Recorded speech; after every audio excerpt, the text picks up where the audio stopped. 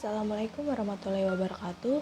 Perkenalkan, nama saya Rizky Indah Setiawangi dengan NIM akhir 15. Assalamualaikum warahmatullahi wabarakatuh. Perkenalkan, nama saya Aisyah Nabila dengan NIM 22099034. Saya Marisa Amanda Salsabila dengan NIM akhir 37. Sebelum masuk ke materi inti, aku mau mengenalkan apa sih arsitektur tropis itu. Arsitektur tropis ialah arsitektur di daerah khatulistiwa dengan iklim yang memiliki curah hujan yang tinggi, kelembapan udara yang tinggi, dan sinar matahari yang lumayan terik. Nah, rumah di daerah iklim seperti ini harus beradaptasi agar tetap memberikan kenyamanan dan perlindungan bagi penghuninya.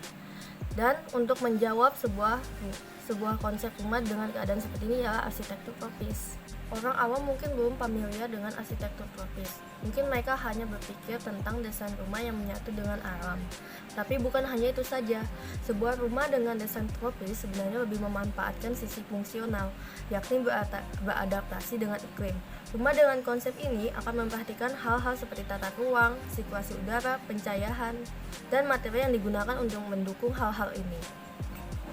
Tujuan dari arsitektur tropis tentunya bukan hanya selain estetika, tetapi juga tentang fungsional. Kita sudah bahas bahwa salah satu tujuan utamanya adalah untuk beradaptasi dengan iklim tropis.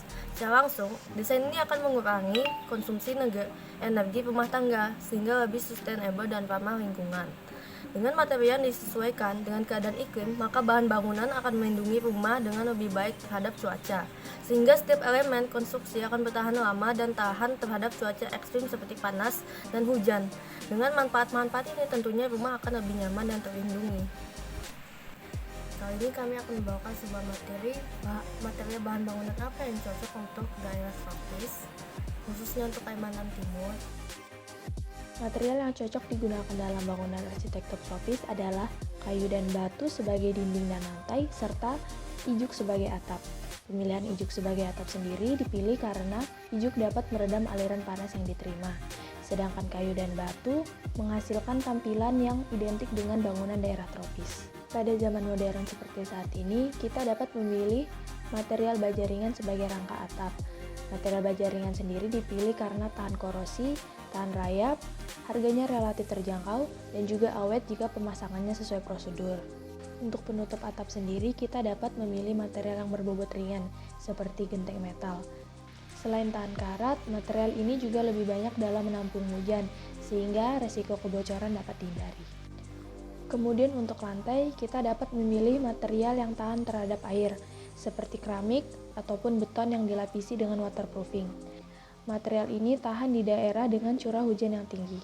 Bahan-bahan tersebut dapat menghindarkan lantai dari kelembapan. Lantai yang lembab dapat turut menyebabkan dinding menjadi lembab. Akibatnya, penghuni menjadi tidak nyaman dan juga bangunan menjadi lebih rapuh. Bahan yang digunakan untuk dinding dapat berupa bata merah ataupun bata ringan. Untuk mencegah remesan air hujan, penggunaan waterproofing perlu dilakukan. Penggunaan cat eksterior atau bahkan penambahan cladding juga dapat dilakukan guna mempercantik fasad bangunan. Berbagai jenis cladding yang sering digunakan sendiri seperti ACP, vinyl cladding, sampai panel resin. Yang kedua, ada bentuk atap pada rumah tropis. Bentuk atap miring paling tepat untuk arsitektur tropis di daerah dengan curah hujan yang tinggi. Jika semakin miring bidang atap, semakin cepat pula air hujan turun melewati permukaan atap. Jika bentuknya datar, kemungkinan akan menggenang atau membebani atap. Atap yang miring juga akan memberi ruang lebih luas di bagian dalam rumah, sehingga bangunan terasa lebih tinggi dan lebih banyak sirkulasi udara.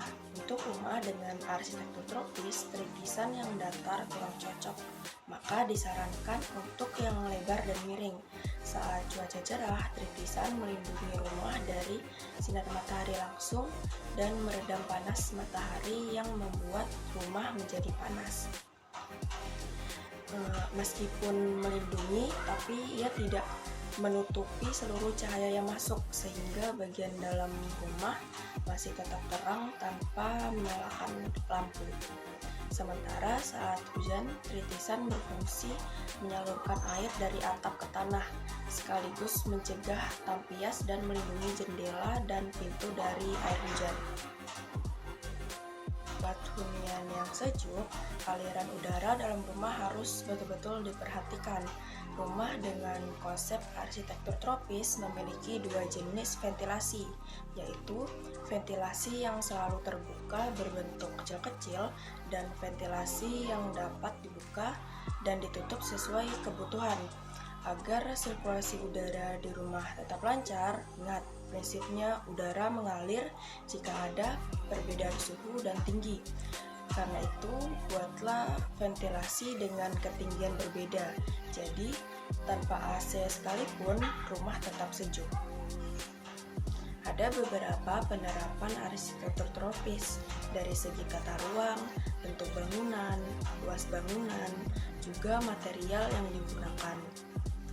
Yang menjadi karakteristik bangunan arsitektur tropis yaitu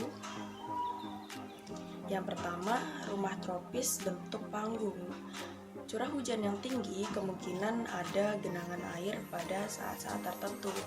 Tidak hanya untuk melindungi dari banjir saat musim hujan, ketika musim kemarau, rumah arsitektur tropis dengan kolong akan memberi ruang untuk angin bergerak, membuat rumah lebih adem.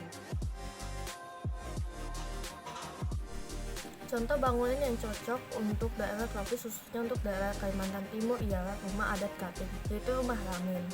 Fungsi yang dapat diberikan bentuk panggung rumah adat Kalimantan Timur di rumah kawasan perkotaan adalah perlindungan terhadap banjir, memaksimalkan pandangan, perluasan ventilasi, estetika, penerapan prinsip pembangunan berkelanjutan, dan meningkatkan kesejahteraan fisik dan emosional bagi pengguna rumah lewat penyediaan ruang bermain, parkir, dan ruang terbuka hijau.